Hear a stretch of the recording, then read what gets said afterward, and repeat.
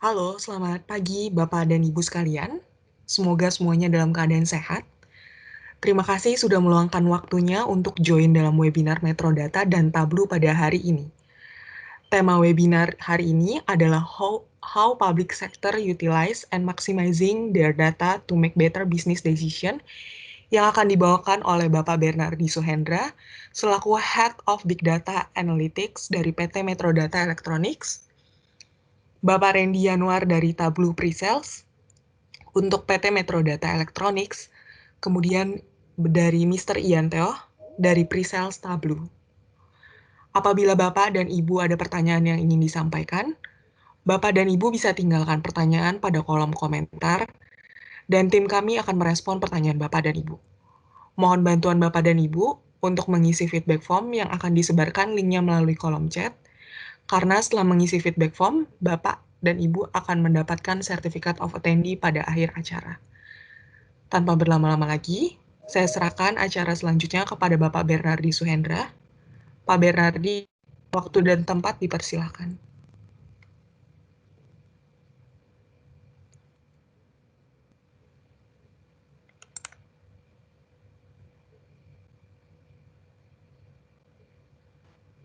Ya, oke. Selamat pagi semua, Bapak Ibu sekalian.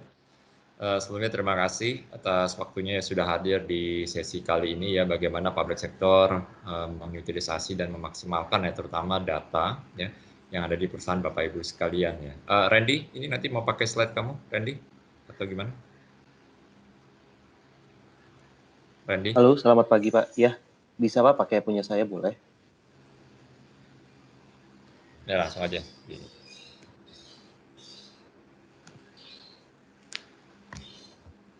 Nah, jadi mungkin melanjuti ya Bapak Ibu, jadi kita tahu bahwa data itu saat ini menjadi aset yang sangat berguna ya bagi perusahaan apapun sektornya, tapi topik kita pada hari ini lebih ke public sector ya, dan juga beberapa contoh-contoh ya yang sudah dimanfaatkan oleh public sector lainnya. Ya.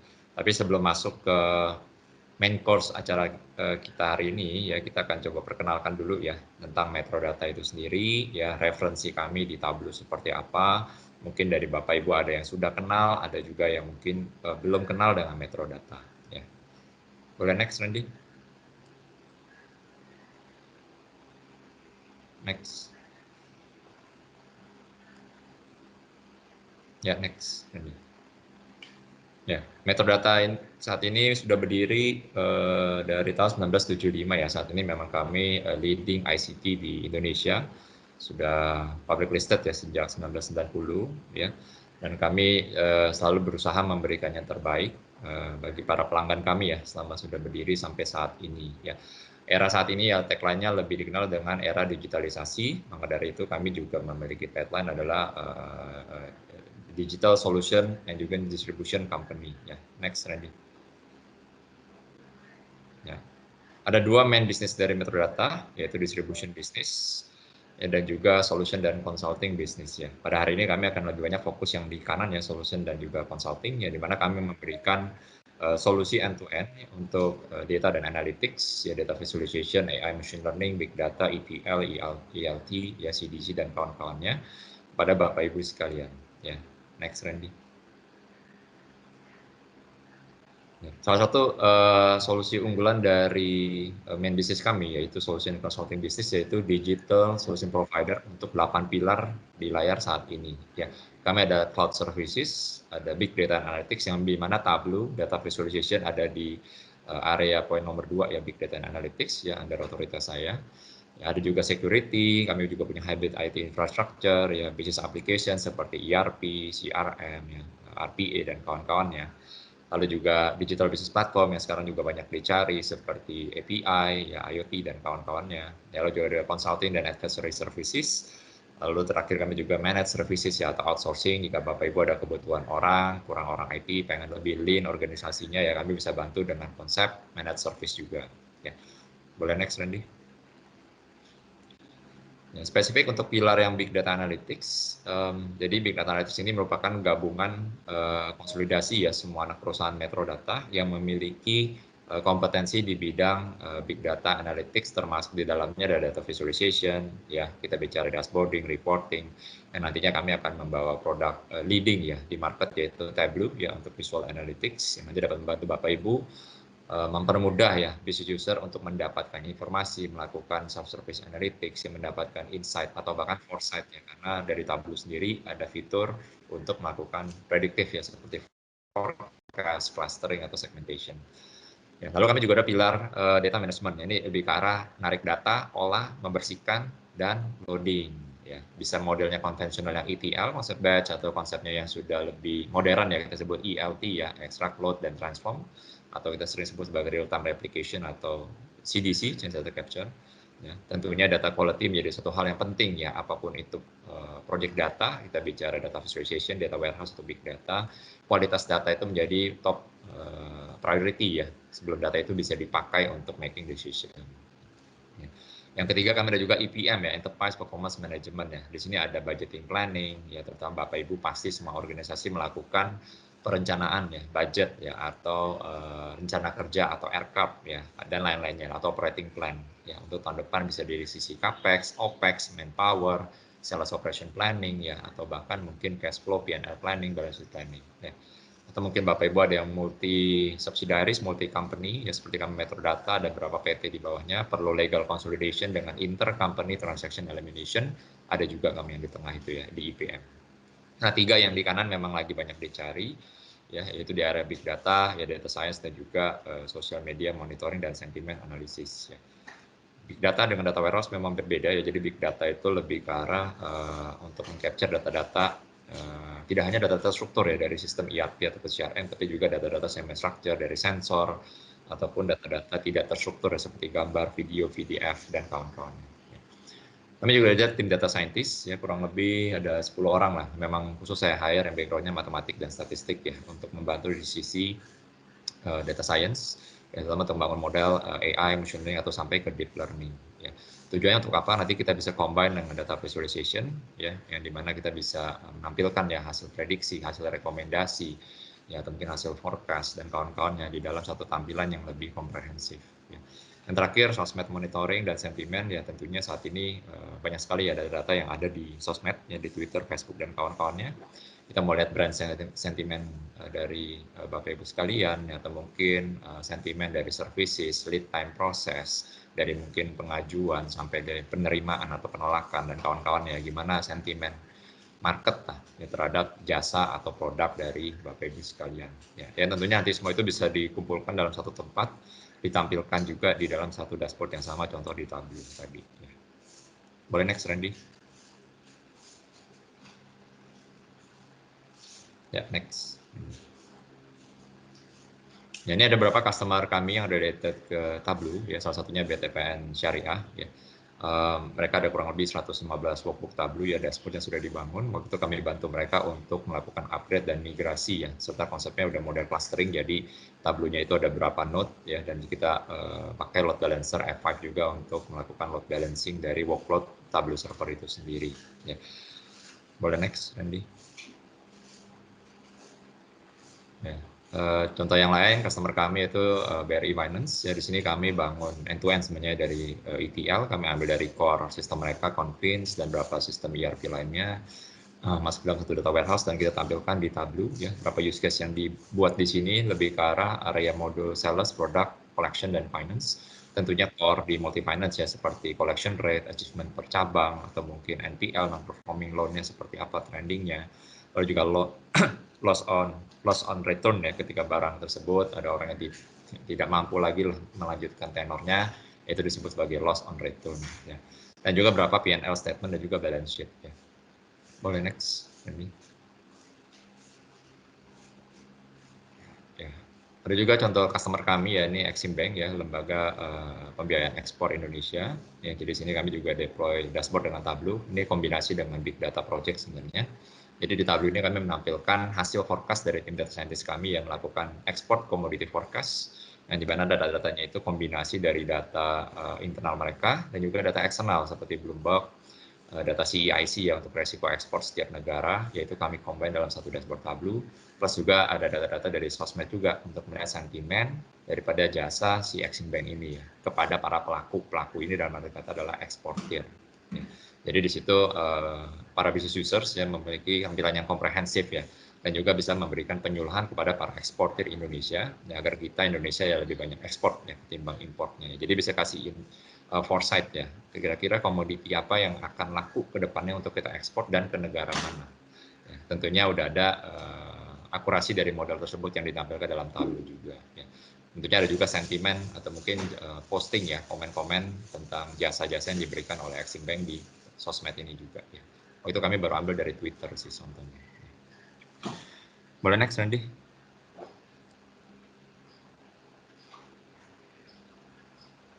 Ya. Ada lagi contoh di Hino Motor Sales Indonesia. Di sini kami data visualization tetap pakai Tableau ya. Jadi Tableau cukup banyak yang di-deploy ini untuk telematics analysis. Jadi data-data sensor daripada truk Hino itu di-capture, kita taruh di data lake ya, cloud data lake di AWS. Lalu kita visualize di Tableau, satu untuk monitoring posisi truk ya. Jadi pada itu ada dashboard yang menampilkan rute dari truk ya atau perjalanan, dan juga informasi telematics di dalam satu truk, misalnya suhu, temperatur, speed ya, RPM dan kawan-kawannya. Ya, lalu juga kami menampilkan informasi tentang tentunya dealer performance ya, dealer performance dari setiap dealer yang ada di Hino. Lalu ada juga unit in operations ya, itu yang kita tampilkan, kami tampilkan di dalam Tableau dashboard ya di Hino ya. Jadi dengan proyek ini mereka sangat happy karena ini langsung dimonitor oleh tim Hino yang di Jepang ya. Ini kami embed juga Tableau itu di aplikasi internalnya milik Hino. Jadi Hino udah punya satu portal ya, internal portal mereka. Nah, Tableau dashboard itu di-embed di sana. Ya, ini salah satu kelebihan Tableau ya, sangat mudah untuk di-embed di web apps ataupun mobile apps di tempat Bapak Ibu sekalian. Nanti mungkin kami akan share beberapa case-case public sector di Indonesia yang sudah juga melakukan hal yang sama, yang melakukan embedding dashboard Tableau di portalnya mereka untuk konsumsi publik. Ya. Tapi kalau di Hino ini khususnya untuk konsumsi internal mereka sih, sama ekosistem mereka, ya. Internal sama dealer. Ya. Oke, next, Randy. Ya, ini ada beberapa contoh lain customer kami. Cuma tadi kami kasih beberapa key point yang di highlight ya. Kami pernah bantu Indosat untuk bikin billing dashboard, dan juga revenue dashboard. Ya di Enesis untuk CPG, ya untuk sell in, sell out dashboard dan inventory. Ya lalu juga startup seperti Circlo. Dan Circlo juga sama, mereka melakukan embedding Tableau dashboard di aplikasi mereka. Ya dan beberapa FSI, seperti Tapera, Tada dan kawan-kawannya. Planet Ban, ya hospitality kami ada juga di Space Talk ya. Itu sekilas tentang metadata, referensi kami, ya cerita kami ya use case di Tableau ya. Untuk selanjutnya nanti akan dibawakan oleh Randy dan juga dari Principal Ian Theo ya untuk membawakan detail tentang Tableau itu seperti apa, terutama di sisi public sector. Ya. Sekian dari saya ya, terima kasih Bapak Ibu atas perhatiannya. Ya mungkin dilanjutkan ke Randy ya. Randy, silakan Randy.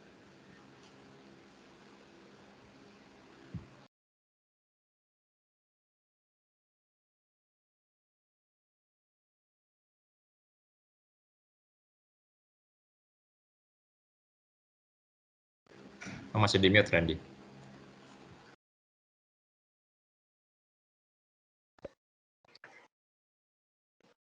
Oke, selamat pagi semuanya. Terima kasih Pak Bernard.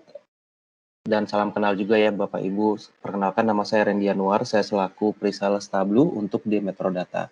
Dan di sini saya akan membawakan overview mengenai Tableau secara produk itu sendiri. Nah, sama seperti yang tadi sudah disampaikan juga sebelumnya, apabila ada pertanyaan, feel free untuk diketik saja di chat box. Nanti akan dibantu oleh tim kami, di mana di sini ada Violen juga, ada Pak Bernard, dan juga ada Ian Theo, dan juga ada Anjan juga di sini, mewakili dari prinsipal yang nanti akan membantu menjawab pertanyaan dari Bapak Ibu sekalian.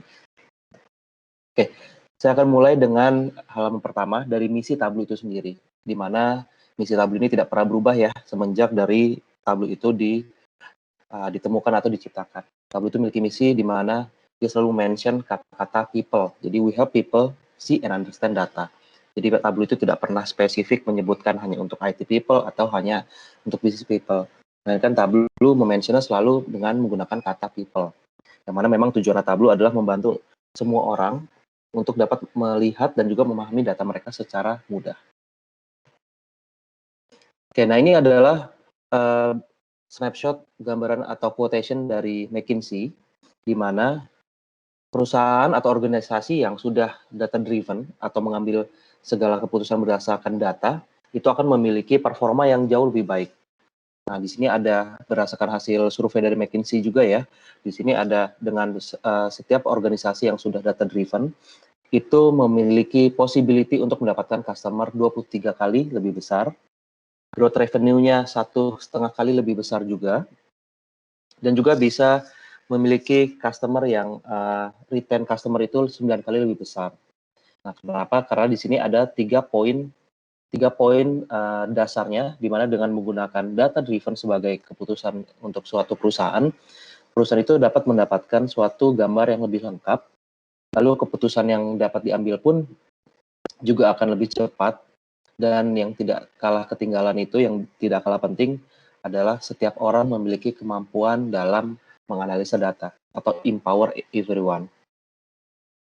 Nah, kalau kita lihat ke kondisi saat ini, di mana apalagi terutama pada saat pandemi seperti ini ya, kalau kita bandingkan antara sebelum dengan sesudah pandemi, sebelum pandemi dengan kondisi sekarang, itu terasa sekali perbedaannya di sektor digital atau dari sisi digitalization, di mana sebagai contohnya di awal kita biasa membeli Starbucks, kita langsung on-site gitu, kita langsung ke tempatnya. Kita sekaligus juga untuk nongkrong di situ atau mungkin meeting di situ ya, atau sekedar menikmati kopinya saja. Atau mungkin kita biasa belanja langsung ke store untuk contohnya membeli sepatu, Adidas gitu ya. Nah, tapi karena kondisi saat ini, kita pasti kesulitan untuk langsung membeli itu semua langsung ke tempat. Pasti kita harus kita lebih nyaman juga memesannya melalui aplikasi atau secara online. Di Starbucks ada aplikasinya, Adidas juga sudah mulai banyak muncul di digital channels-nya. Belum lagi perubahan-perubahan yang terjadi di sekitar kita, seperti komunikasi, yang mana seperti yang sekarang kita lakukan secara online ya, secara digital juga. Lalu mengambil keputusan juga sudah pasti kita akan menggunakan secara digital dan lain sebagainya. Nah, oleh karena itu, customer yang tadinya bersifat non-digital, semakin banyak yang berubah menjadi digital customer untuk saat ini. Nah, oleh karena itulah kita membawa Tableau, dan Tableau dengan berbagai platformnya, di sini juga sudah menyediakan beberapa solusi. Pertama ada data preparation-nya, lalu ada data visualization-nya, lalu juga ada data exploration, lalu terakhir juga ada data storytelling, yang mana dengan Tableau ini dibungkus semuanya dengan satu kesatuan augmented analytics. Yang tadi sudah disebutkan Pak Berat juga di awal, di mana Tableau juga memiliki fitur selain hanya untuk visualisasi untuk dashboard, Tableau juga memiliki fitur untuk prediktifnya, seperti forecasting dan juga clustering. Nah, di sini juga ada adalah suatu recap atau summary dari Tableau, di mana Tableau itu adalah visual analytic yang sangat mudah digunakan, dimulai dari interface-nya yang sangat intuitif, sangat mudah digunakan, dan juga untuk kebutuhan analisa juga powerful.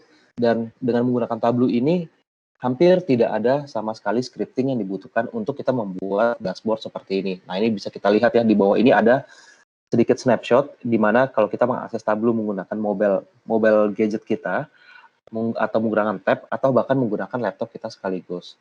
Nah, ini adalah membuktikan bagaimana Tableau itu sangat memudahkan setiap user untuk melakukan analisa. Oke, nah, dengan Tableau ini diharapkan setiap orang dapat merubah insight-nya dalam hitungan menit. Ya, mungkin kalau hitungan menitnya seperti ini butuh skill set yang sudah cukup advance ya, tapi at least untuk merubah insight dari bentuk sebuah data, itu tidak lagi membutuhkan waktu yang berjam-jam atau bahkan kadangkala membutuhkan beberapa hari.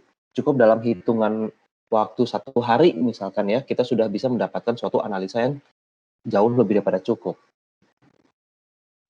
Nah, itu adalah sedikit gambaran dari Tableau, ya, sedikit overview dari Tableau secara general. Nah, kemudian selanjutnya tanpa mengurangi waktu kita lagi, kita akan langsung masuk ke sisi demo yang akan dibawakan oleh Ian. Nah, kebetulan Ian ini adalah orang Singapura, jadi mungkin presentasinya akan di dalam bahasa Inggris. Jadi Bapak Ibu, kalau misalkan nantinya membutuhkan recordingnya kembali, feel free saja untuk request ke kita ya, nanti akan kami kirimkan. Hi Ian, you can start your session. Please introduce yourself. The time and place is yours. Hi. Hey, thank you very much, Randy. Hi, everyone. My name is Ian. I'm the Tableau pre-sales for Southeast Asia. I'm based out of Singapore. Apology that my session has to be in English.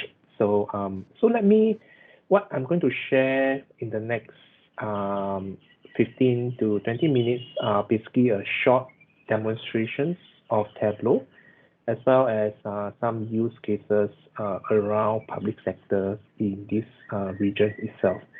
So I'm going to share my screen now.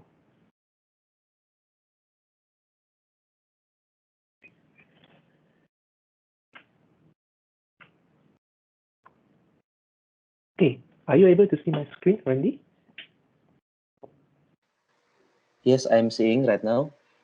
Please proceed. Okay. Sure, thanks. So what you're actually seeing here is a very simple dashboard that is based on the tourism statistics for Indonesia between 2015 and 2016. So I'm going to show you how you could easily build up such a dashboard, let's say in the next 5 to 10 minutes. And where do I get this data from? This data actually I downloaded from Statistics Indonesia, which provide various kind of data.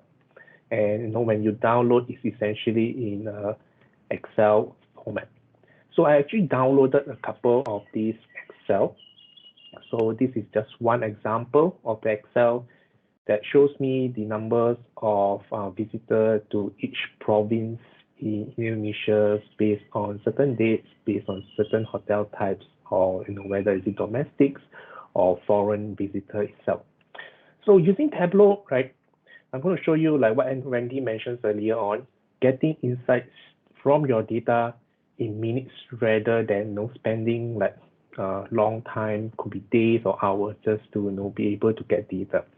So the first thing that of course you need to do is to connect to data, and Tableau allows you a flexible way to connect to any kind of data sources. So we have a long list of what we call as data connectors that allows you to connect to, let's say, cloud data source or on-premise databases, or even like Drive, OneDrive.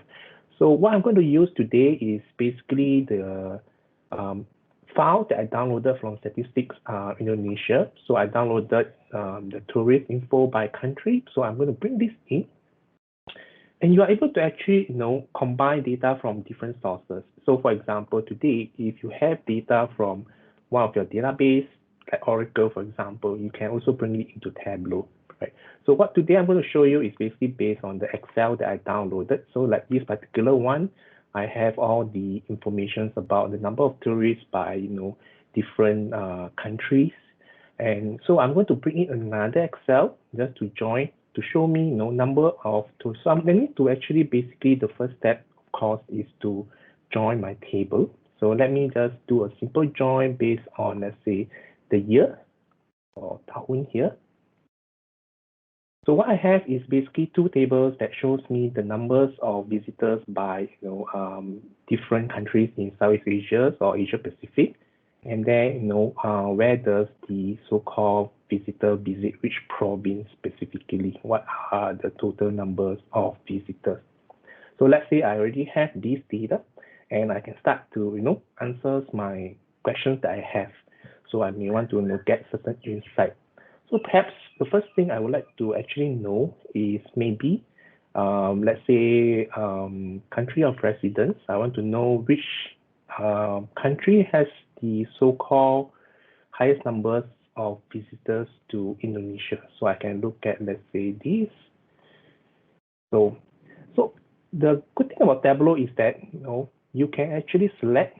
So it gives you recommendations in terms of the different visualizations. So like in this case, since I want to compare, so I select bar chart, just a simple bar chart, and I'll be able to sort, and I can actually tell, for example, Malaysia, visitor from Malaysia is actually the highest, is total about 10 million, followed by China, Singapore, so on and so forth.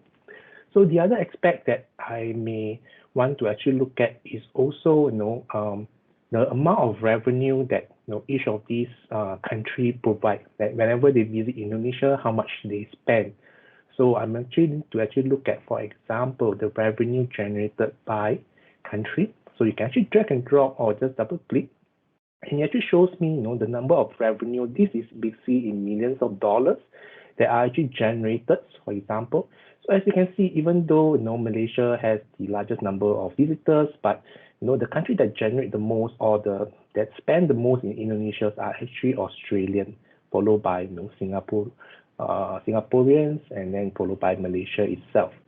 So I can actually compare this. I can change the way I want to visualize this. Change it, maybe I want it to have a different look and feel. Let me just change it to a simple bar chart over here. So let me just simple bar charts over here. Let me just, right. So I can easily put the two charts into one, right, to show me the differences itself. So let me just, so what I'm seeing is that the blue bar shows me the number of visitors, and then the orange bar shows me the number of revenue being generated. So as you can clearly see here, Australia, even though it's ranked number 4 in terms of total tourist arrival, but I have the largest revenue from this group of tourists itself. So this is actually the first insight, and I can just rename this and say that tourists by countries, for example. Okay. So now I know which country give me the most revenue. Maybe I want to look at another thing. Maybe I want to look at, for example, based on the data that I actually have, the different provinces in Indonesia, which are the most visited province, for example. So I can double click, and yes, and I can actually bring in things like the number of tourists similarly as well, right?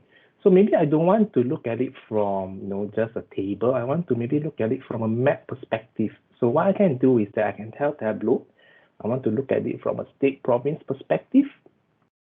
Use a map instead, right? So not to worry, nothing comes up, right? What I need to do is just basically to tell Tableau that this is Indonesia, because by default, when I install my Tableau, I use the US as the geolocation. So the good thing about Tableau is that we recognize the naming of your different provinces as well as cities. So if you tell me Jakarta or Bali, Aceh, I know that this is a location that I can put onto a map.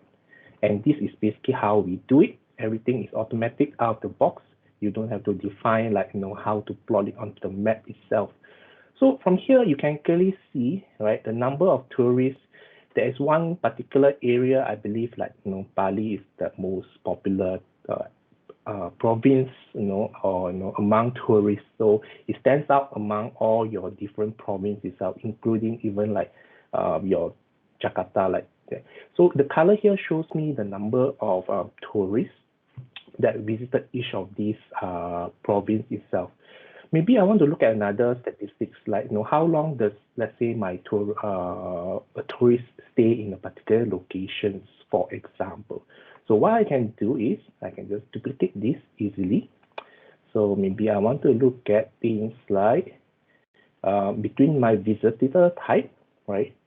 So I basically have, let's say, domestics and foreign visitors, and I want to look at, let's say, numbers of sizes, for examples, right? So let me just do pie charts just to show me that itself.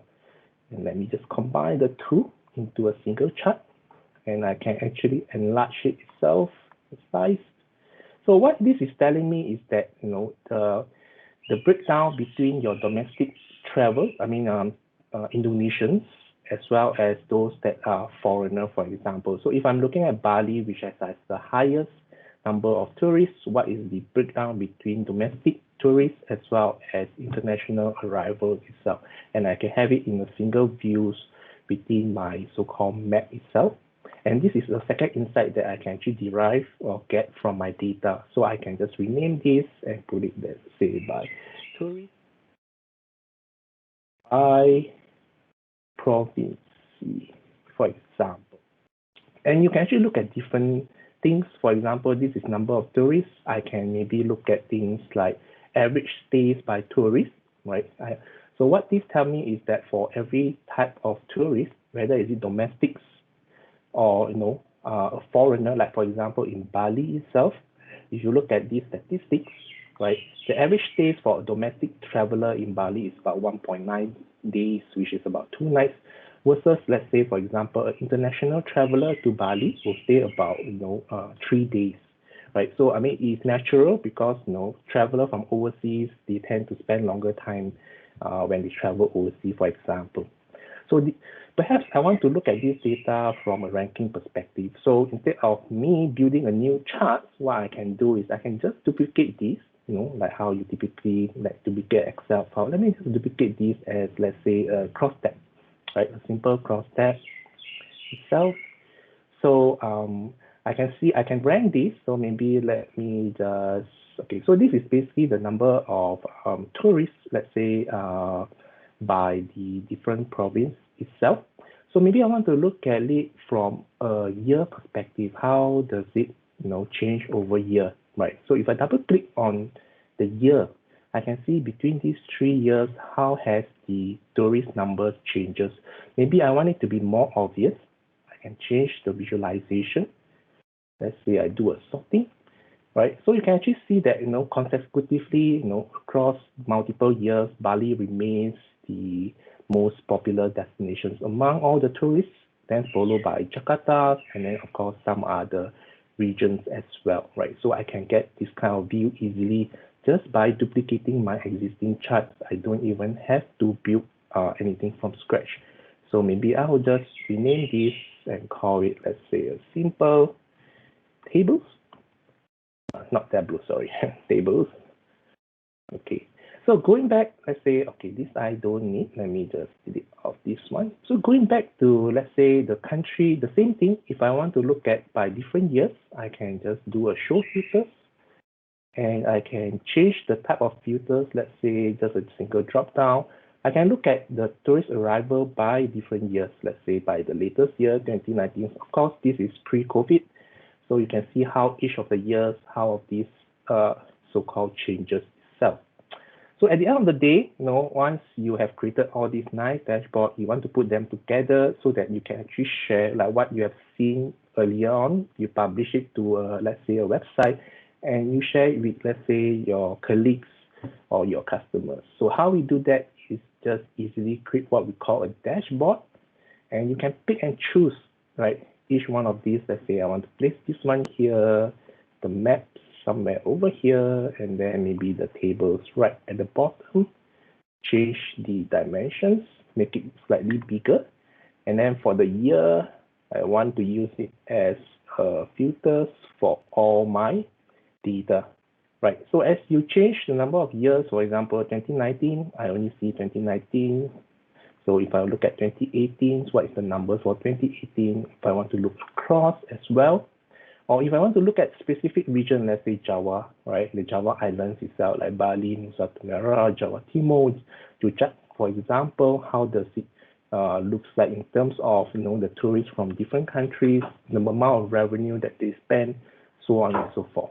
So as you can see, in a very short, like 5 to 10 minutes, I'm able to quickly build a very insightful dashboard, right, with the data that I just downloaded from the Indonesia Statistics website itself, right? And with this, you can then start to publish it, right? When we say publish, what it means is that share it on the web, like what you see over here. So I've actually pre-published this one, and it's accessible online. So for some users, they may not even be familiar with Tableau, right? Maybe they don't even know how the Tableau, how they work with Tableau, for example. So for a start, user can use one of our so-called more analytics features of what we call Ask Data. So for example, right, the same data that I just uploaded. So while this is loading, I want to show you an example. Okay, let me just see.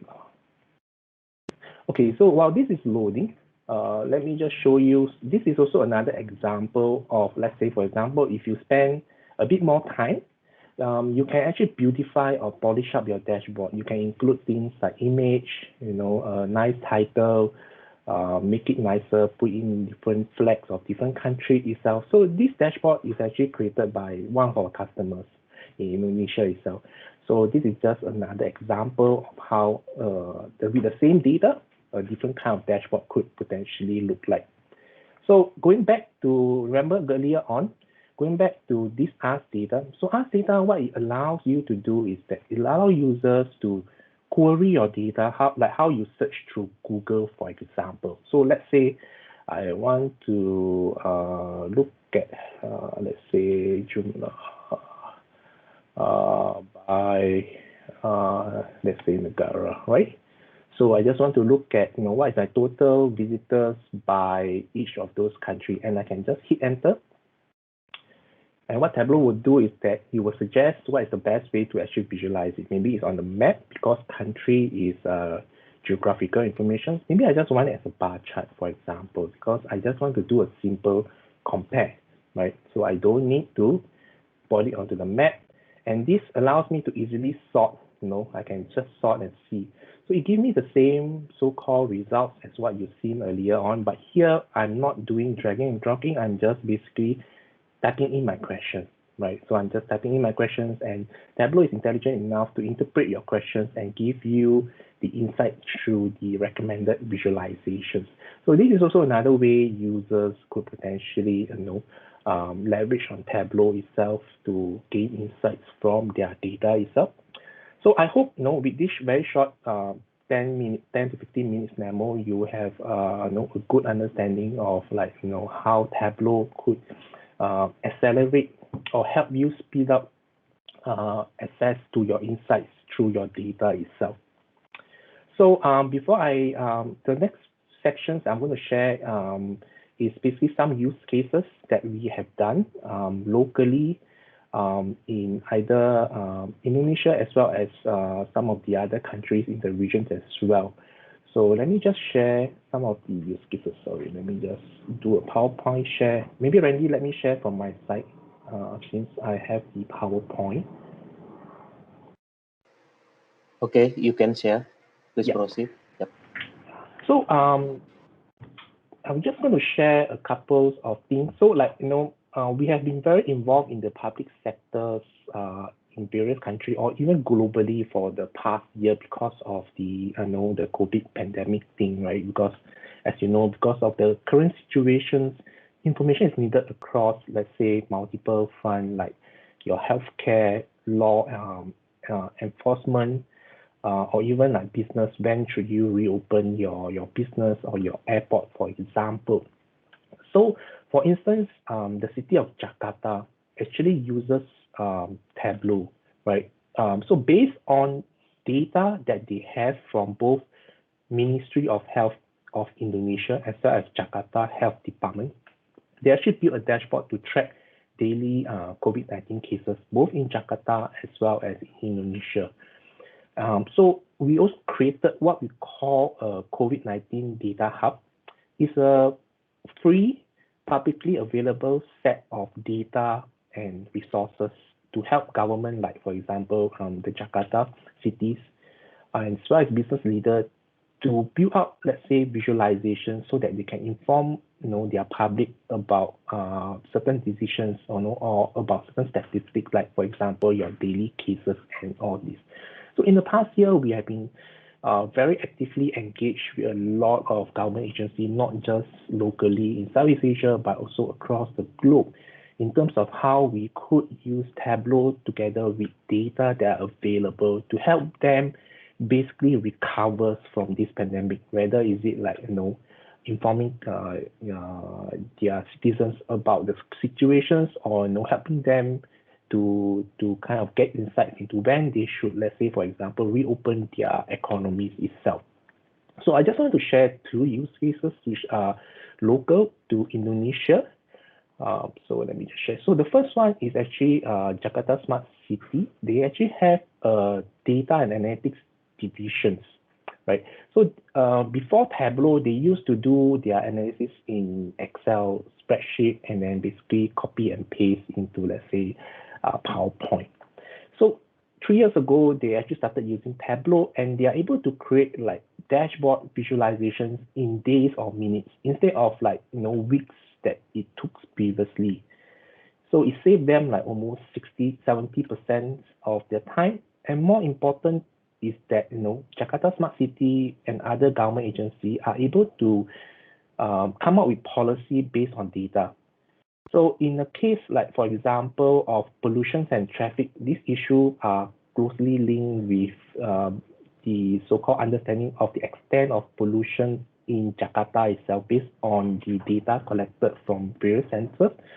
So with those insights that are presented in Tableau, they ultimately came out, I guess everybody is familiar now, there is these travel restrictions, what they call as odd even policy that restricts certain road to vehicle on certain day based on the last digits of their registration plate itself. The second use case that they have actually done is actually to do a real-time monitoring. So what you are seeing here is their actual reports using that using Tableau to monitor, the water levels of their various rivers as well as the sea levels, right? So if the water reaches a certain point, it triggers an alert that basically tell them to initiate a quick response. Maybe a flood is potentially coming. So by analyzing the water level over time in real time, the city can better manage the flood situations in Jakarta itself. So this is just two of the many use cases or dashboards that they actually build up to actually help them better manage Jakarta as well as to provide information to other agencies as well. The other one is actually TNP2K. So it's actually established in 2010, I think, as part of, Indonesian national team to help with poverty, to alleviate poverty in Indonesia, right? So the challenge that they have with them is that they have huge amount of data, like they have like terabytes of data, millions of rows, and they're having difficulty generating, let's say, reports using your traditional, let's say, Excel or spreadsheet. And what they found Tableau is that it's quick to use, easy enough for them to use to manage this large amount of data and to visualize it. So what they like about Tableau is the easy visual interface, the flexible configurations and administrations of Tableau itself. So now they actually tap on to Tableau to visualize their data, and for them to also come out and decide to formulate certain policy. For example, I guess there is a rice rationing policies or program in place that determine how rice should be distributed among, I guess, different provinces, different cities, or different areas itself. So this is one of the many use cases that DMP2K is using Tableau for. So this is just two local use cases in the public sector space across the regions of Southeast Asia. This is just some of our customers. It's really not everybody, because I guess some of these customers may not be publicly referenceable, but these are basically our publicly referenceable customers that you can find their stories on Tableau.com. Like, for example, we have the Cybersecurity Malaysia team that basically uses Tableau to look at, cybersecurity related, like, for example, scam, phishing, email, and all this. They look at patterns from all the data that they have collected from various agencies or devices or systems. Locally, from where I'm from in Singapore, Singapore Sport Institute. So this is basically organizations that look after athletes and they groom them so that they can compete in the world stage.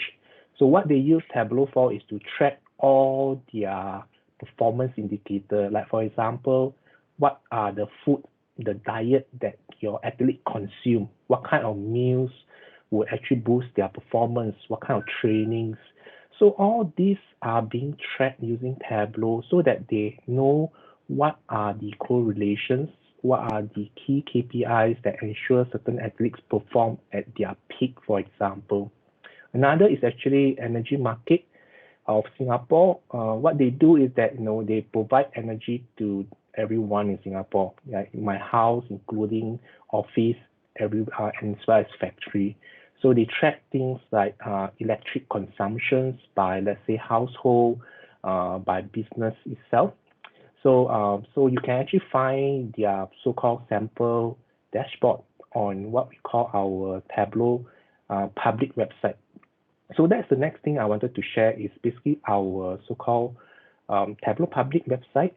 It's actually a community site where customers, partners, and anyone can publish their so-called dashboard. And you'll find a lot of public sector examples that cut across not just like cities, or they cut across basically different areas of public sectors or governments, from finance, budgeting, to smart cities, to so-called statistics of census, and maybe the most common topics today will be the COVID-19 pandemic.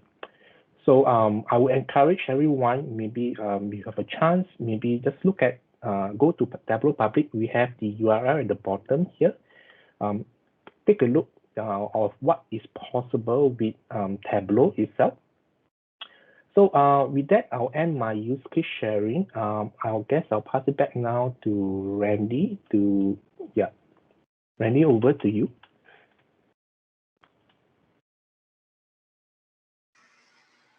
Yeah, thank you so much for your explanation, Ian. I hope we all got the insight from you. And if I may, I will switch back to bahasa, if you don't mind, Ian. Sure. Yeah. Oke, terima kasih Bapak Ibu masih bertahan di di webinar kami. Nah, sedikit merekap saja dengan apa yang tadi telah Ian sampaikan. Jadi kita memang memiliki banyak sekali use case, tidak hanya di 1-2 sektor industri, melainkan juga di banyak sektor industri. Dan seperti yang tadi sudah didemokan oleh Ian, di mana ketika kita membuat dashboard di Tableau, waktu yang dibutuhkan juga tidak perlu lama-lama ya. Gitu. Apabila kita bandingkan kalau kita harus membuat secara tradisional menggunakan spreadsheet. Tadi saja demo yang dilakukan kan cukup singkat ya, gitu, tidak sampai 15 menit. Oke, jadi sebelum kita masuk ke sesi Q&A, kami ada satu slide di mana ini adalah takeaways dari kami. Jadi Bapak Ibu nanti bisa free ya untuk mencoba. Pertama bisa mencoba Tableau itu sendiri. Jadi ini sudah kami siapkan juga link downloadnya. Nanti Bapak Ibu bisa mencoba untuk mendownload dan mencoba-coba sendiri menggunakan Tableau desktopnya. Gitu. Nah, misalkan apabila masih membutuhkan informasi atau arahan lebih lanjut, feel free untuk kontak ke kami dari Metrodata, sehingga nanti Metrodata juga bisa membantu Bapak Ibu dalam eksplorasi lebih jauh terhadap Tableau-nya. Nah, apabila masih membutuhkan lagi sesi terpisah, mungkin yang lebih detail, tapi sesi singkat ya, kurang lebih sesi 2-3 jam atau di workshop, itu juga feel free saja. Nah, jadi ini adalah poin-poin takeaways yang bisa Bapak Ibu manfaatkan, dan ini semua free of charge. Nah, di halaman ini mungkin akan saya diamkan sejenak apabila Bapak Ibu ingin mengambil gambarnya. Walaupun nanti di akhir acara juga akan kami kirimkan PDF-nya kepada Bapak Ibu yang mengisi attendance list nanti ya. Gitu. Oke. Nah, ini oke, yes, silakan Pak. Jadi mungkin bagi Bapak Ibu yang saat ini sudah, bisa aja Bapak Ibu sudah punya tools BI gitu ya sebelumnya, existing atau legacy, atau mungkin memang ada yang belum pakai ya. Bagi yang sudah pakai mungkin mau coba compare, mungkin kurang happy dengan existing BI-nya, nanti ya kami juga bisa bantu untuk POC ya, untuk comparing fitur ya, dan itu juga free of charge khususnya untuk para audiens yang datang pada hari ini ya. Ya, nanti diinfokan saja ke kami Bapak Ibu pakai apa, kendalanya di mana ya, nanti point of success kriterianya apa gitu ya. Nah, itu juga ya jadi tambahan lah key takeaways untuk sesi kali ini ya Bapak Ibu ya. Itu aja Randy, ya silakan dilanjutkan. Oke, terima kasih Pak Bernard. Ya Bapak Ibu, seperti yang sudah disampaikan Pak Bernard ya. Jadi kalau misalkan nanti ada membutuhkan guidance atau informasi lebih, feel free saja Pak kontak ke kami. Oke, nah selanjutnya ini ada juga promo dari kami ya gitu. Yang mana ini promo terbatas dan hanya berlaku sampai 1 Mei. Nah, ini adalah kami sebut sebagai Kickstart promo. Jadi misalkan Bapak Ibu tertarik nih dengan Tableau, tapi worry apabila ingin investasi awalnya itu terlalu tinggi. Nah, kami menyediakan solusinya, yaitu di mana di sini kami sebut sebagai Kickstart promo. Dan ini cukup 65 juta rupiah saja. Dan yang Bapak Ibu dapatkan sudah termasuk 2 kreator dan 5 explorer online. Jadi yang Bapak dapatkan adalah servernya yang sudah SaaS atau software as a services. Jadi Tableau servernya sudah di cloud dan di-maintain sendiri oleh Tableau itu sendiri. Dan nanti service dari kami sudah pasti ada instalasi konfigurasi dan juga ada hands-on workshop-nya. Nah, kemudian kami juga ada promo kedua, apabila Bapak Ibu juga sudah menggunakan Salesforce, lalu ingin melakukan embedding atau menggunakan Tableau sebagai salah satu analitik yang ingin diimplement, kami juga menyediakan paketnya, di mana di sini hanya 95 juta rupiah dan Bapak Ibu bisa langsung deploy 6 pre-built dashboard yang dapat dipilih. Jadi memang Tableau sudah menyiapkan beberapa dashboard yang secara spesifik untuk diimplementasikan ke Salesforce secara plug and play. Oke, materi keseluruhannya itu saja. Sekarang kita masuk ke sesi Q&A. Jadi feel free, kalau Bapak Ibu ada yang ingin bertanya, silakan diketikkan saja ke chat box. Nanti akan dibantu oleh saya sendiri, Pak Bernard, atau juga oleh Ian. Boleh Randy, udah 2 pertanyaan Randy. Kamu coba cek. Oke, di sini ada jadi di sini ada pertanyaan, berapa maksimal storage data yang dapat dikonekkan ke Tableau? Dikarenakan di perusahaan saya data yang ada big data. Mungkin kalau boleh saya sampaikan, datanya itu yang digunakan adalah bersumber dari big data ya gitu. Mungkin big data itu kan macam-macam. Dan di sini Tableau tidak ada, kalau misalkan Bapak atau Ibu di sini ya memutuskan untuk menggunakan Tableau server, yang mana itu adalah pilihan on-premise. Nah, di sini satu-satunya limitasinya adalah server Bapak Ibu sendiri. Jadi tidak ada limitasi untuk berapa jumlah besar datanya. Namun apabila menggunakan Tableau online, limitasi datanya adalah 150 GB. Tapi dengan catatan ya, 150 GB itu adalah data yang sudah dikompres oleh Tableau, di mana Tableau itu apabila dia menarik data, melakukan extraction datanya itu akan dikompres dengan compression rate up to 80%. dan datanya itu sudah encrypted tentunya gitu. Oke. Kemudian ada pertanyaan dari Pak Len Asep ya. Apakah Tableau bisa diintegrasikan dengan database MySQL dan ERP SAP? Jawabannya sangat bisa, Pak. Nah, tadi yang seperti yang sudah didemokan oleh Ian, kita banyak sekali native konektornya, dimulai dari flat file. Flat file itu ya seperti TXT, CSV, Excel, dan kawan-kawannya. Dan juga ada data online, jadi kayak ke Google Sheet, ke OneDrive, ke Google Drive, atau semacamnya. Dan juga ke database juga sudah pasti ada. Gitu. Dan ERP SAP juga kita support. Di antaranya ke SAP HANA, kita sudah ada native konektornya, dan ke SAP NetWeaver atau Business Warehouse-nya kita juga sudah ada native konektornya. Dan itu didapatkan secara paket ya, maksudnya adalah paket dalam artian tidak perlu ada cas tambahan. Hanya saja perlu catatan untuk yang SAP perlu ada konfirmasi lebih lanjut terkait dengan legalitasnya, terkait compliance di SAP-nya itu sendiri. Nah, mungkin Pak Berat bisa membantu menjelaskan ya Pak ya terkait yang spesifik SAP-nya ini. Ya, jadi melanjutkan yang Randy tadi info, ya Tableau memang sudah punya native connector ke SAP, betul. Ya, kalau SAP ERP kan Bapak Ibu bisa versinya ECC, ECC on HANA, ataupun yang S4 HANA ya. Nah, itu support di 3 versi tersebut ya. Tapi jika memang Bapak Ibu masih pakai SAP ECC yang bukan HANA, ya memang disarankan Tableau itu tidak langsung direct connect ke ERP ya, karena secara compute engine ERP-nya akan cukup terganggu ya. Jadi disarankan ada data platformnya di tengah, ada data warehouse ataupun big data, yang dimana data SAP itu dilempar dulu ke data platform itu sendiri ya. Tadi mungkin tambahan yang ada pertanyaan tentang big data ya, mungkin dari Pak Asep ya, dari LAN ya. Bu Seli Pak. Oh, Bu Seli, sorry ya. Iya. Nah, yang big data ya, kebetulan kami kan juga implementer big data ya, yang on premise ataupun yang cloud base ya. Kalau big data nanti tergantung Bu ya, data yang ingin divisualisasi di Tableau itu untuk data mart, data model finalnya itu berapa besar.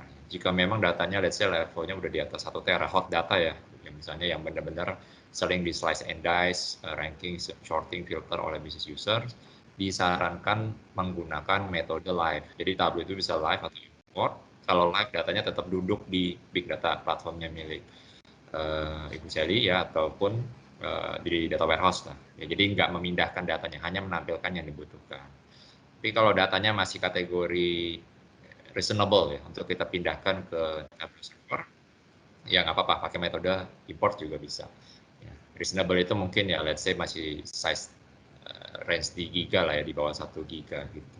Di bawah 1 tera lah, sorry. Ya, masih level giga gitu. Ya, jadi kadang memang kami pun collaborate, jika compute engine-nya memang udah kenceng, ya kita mau utilize itu juga, karena kan organisasi investasi di big data juga tidak murah gitu kan ya kita leverage aja. Tableau fokus di how to visualize the data ya, agar lebih mudah dicerna, lebih mudah dipahami oleh business users. Kurang lebih itu. Oke, terima kasih Pak Bernard. Ini juga ada pertanyaan lainnya ya, saya bacakan dari Pak Riandra. Apakah Tableau sudah menggunakan in-memory technology? Jawabannya sudah Pak. Jadi Tableau itu datanya itu adalah dalam bentuk hyperfile. Jadi hyperfile itu adalah data yang sudah dikompres oleh Tableau, di mana nanti hyperfile itu akan dikonsum secara in-memory oleh si Tableau. Sehingga secara performance akan sangat jauh lebih cepat, Pak. Gitu. Kemudian ada pertanyaan lanjutan dari Ibu Helena. Mohon maaf ya kalau saya salah. Pertanyaan adalah, apakah Tableau ada versi cloud? Jawabannya adalah ada, yes, ada Bu. Seperti yang tadi dicontohkan oleh Ian, di mana Ian tadi menggunakan Tableau yang versi cloud atau Tableau online. Jadi kalau misalkan produk BI itu sudah mulai mengarah ke cloud semua ya, sudah mulai mengarahkan atau mendorong customer-nya untuk semuanya ke cloud, tapi kalau Tableau masih memberikan 2 option, on-premise yang disebut sebagai Tableau server, atau yang di cloud ya, atau yang disebut sebagai Tableau online. Nah, untuk Tableau online-nya ini sendiri tidak ada charge lain selain hanya license yang dibelinya saja gitu. Jadi bisa dibilang servernya nanti mau di abuse ya, bahasa kasarnya mau di abuse berapa banyak user, seberapa sering, nah itu nanti billingnya tetap akan sama. Kemudian ada pertanyaan dari Pak Aris ya, Pak Aris T. Apakah Tableau dapat memproses data secara real time? Apabila iya, apakah outputnya bisa langsung ditampilkan secara real time juga? Oke, akan saya bantu jawab ya Pak Aris. Jadi jawabannya adalah yes, bisa. Karena Tableau ada dua pilihan connection, yaitu ada pilihan live connection dan juga ada pilihan extract connection. Jadi kalau kita menggunakan live connection, setiap interaksi yang kita lakukan di Tableau dashboard itu sudah akan merepresentasikan the latest data dari data yang kita punya di source datanya, entah itu bisa dari database atau dari data lainnya. Kemudian ada pertanyaan dari Len Asep. Oke, Tableau apakah bisa diintegrasikan langsung dengan REST API?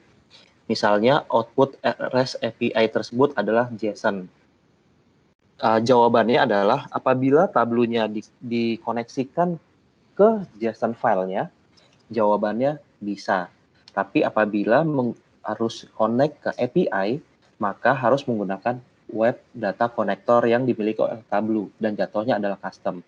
Nah, untuk double confirm, saya akan tanya ke Ian ya, dari sisi prinsipal. Hai Ian, there is a question from Pak Len Asep. He is asking that whether Tableau able to integrate directly to REST API. REST API, right? Yeah. Yes, correct. Yeah. Okay. Yeah. So I guess right now we have to use what we call the web data connectors. So the web data connector is like a framework. So it's like you build a wrappers that allows you to connect to any kind of web-based data source, which could also include REST API. But if your REST API already give you the JSON file format, we support JSON file format as one of our file data source as well. So we could also use JSON as an alternative. Does that answer it? Yeah.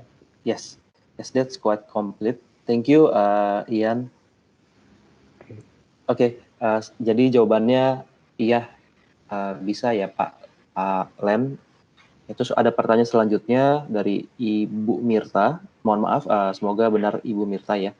Apakah Tableau bisa terkoneksi atau terintegrasi dengan data reporting yang diolah menggunakan SAS Enterprise Guide? Okay, Ian, can you help me on this one? Yes. Tableau allows you to connect directly to SAS dataset. So SAS Enterprise Guide, you use it to create, let's say, your SAS dataset, the SAS 7BDAT file. So we support SAS dataset as the data source. So you can, yeah. Okay. So the answer is yes. Yeah. Okay. Thank you, Ian. Oke, Bu Mirta, berarti semoga sudah terjawab ya. Oke, ada pertanyaan lainnya?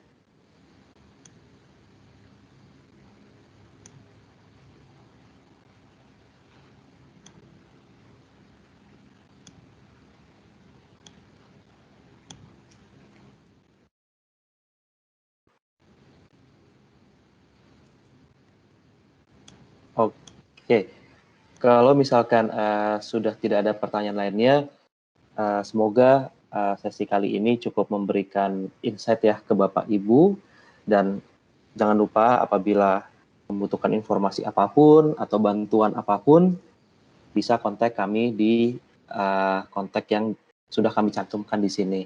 Dan tenang aja, itu tidak akan terkena cas apabila Bapak Ibu baru sekedar ingin eksplorasi ya, gitu.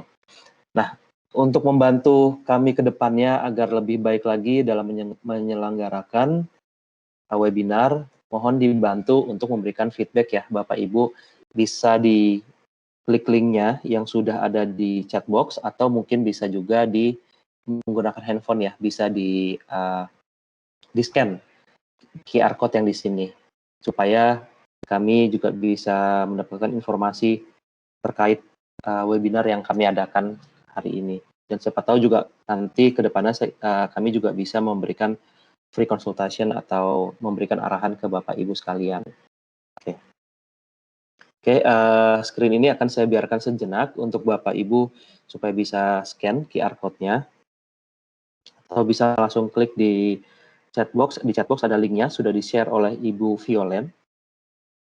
Nanti bagi Bapak Ibu yang sudah mengisi feedback form juga akan mendapatkan certificate of attendees ya. Tuh. Oke, kalau begitu kami mengucapkan banyak terima kasih dan saya kembalikan lagi ke Bu Violen. Oh sorry, mungkin dari Pak Bernard or Ian, do you have any closing statement before we close this session?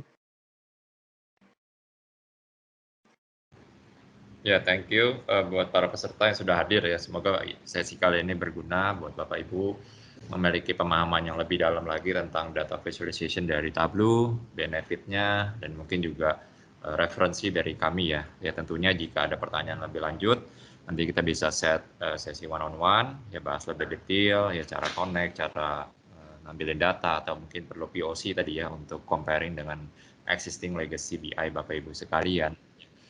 Itu nanti bisa kita lanjutkan ya follow up after event-nya nanti. Ya, itu aja dari saya ya. Terima kasih Bapak Ibu sekalian yang sudah hadir. Maybe Ian, you want to say something for the closing? Ian? Hey, yes, thanks, Pak Bernardi.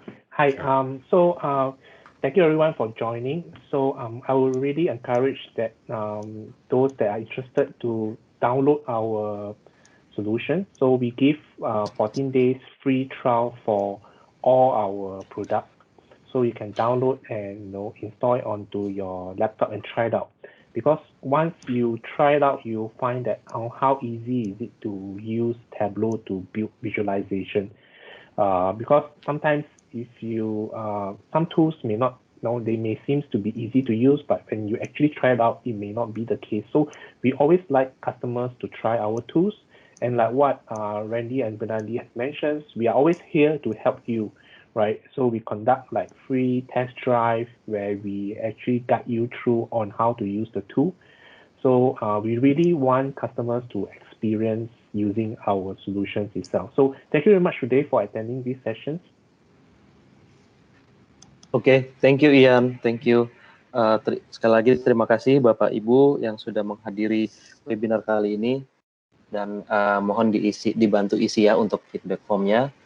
Oke, untuk penutup selanjutnya saya kembalikan ke Ibu Violen. Ibu Violen silahkan. Oke, kembali mengucapkan terima kasih kepada Bapak Ibu untuk meluangkan waktunya ikut webinar Metrodata dan Tableau pada hari ini. Mengingatkan untuk mengisi feedback form yang sudah tertera pada kolom komentar.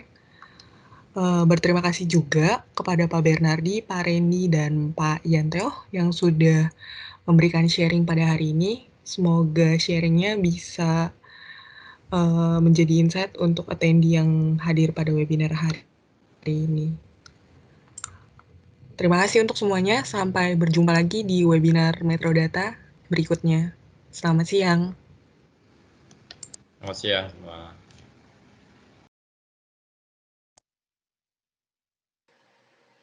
Selamat siang dan terima kasih.